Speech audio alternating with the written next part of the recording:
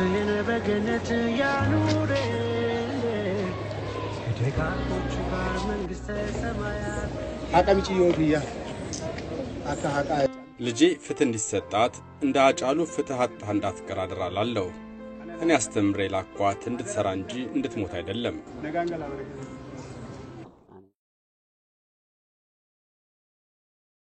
አንዱዓለም ዛሬ በጠበቃው ምክንያት ፍርድ ቤት ቀርቦ ተከራክሯል።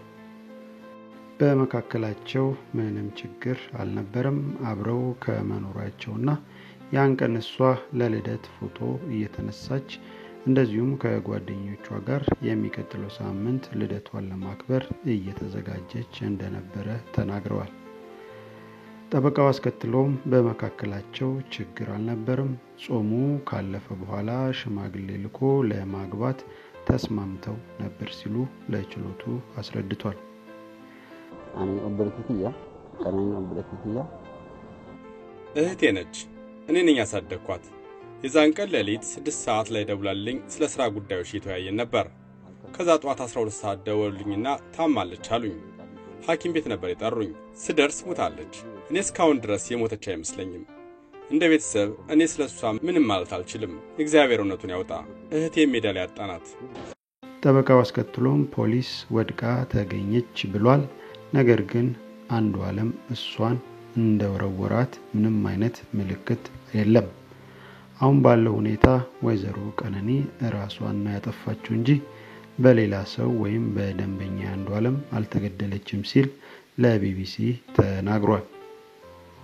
አርቲስት አንዱዓለም በማንኛውም ሰዓት መምጣት ስለሚችል አሁንም ሀዘን ላይ ስለሆነ በዋስ ይፈታና ክሱን ይከላከል በማለት ዋስትና ቢጠይቅም በፍርድ ቤት ተከልክሏል።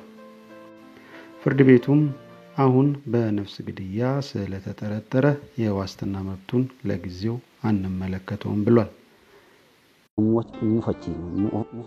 አንድም ቀን ከሰው ጋር ተጋጭታ የማታውቅ ሰውን የማታስቀይም ሚዲያ ላይም ሆነ ከሰው ጋር የምትኖር ልጅ ነች። እህቴ ናት፣ እናቴ ነች፣ መካሬ ነች። አሁን ሞራሌ ተሰብሯል። ብዙ ነገሬን ያጣሁት። አሁን ሁሉም ቀርቷል። አሁን ምርመራው እስኪጣራ ምንም ማለት አልችልም። መላው ቤተሰብ ትልቅ ሐዘን ውስጥ ነው።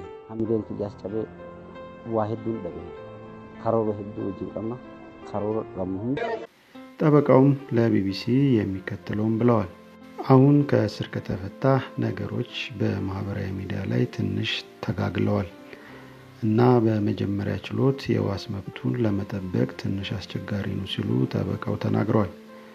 በዚህ መሰረት ፖሊስ ለምርመራ ከጠየቀው 14 ቀናት ውስጥ 13 ቀን ተፈቅዶለታል።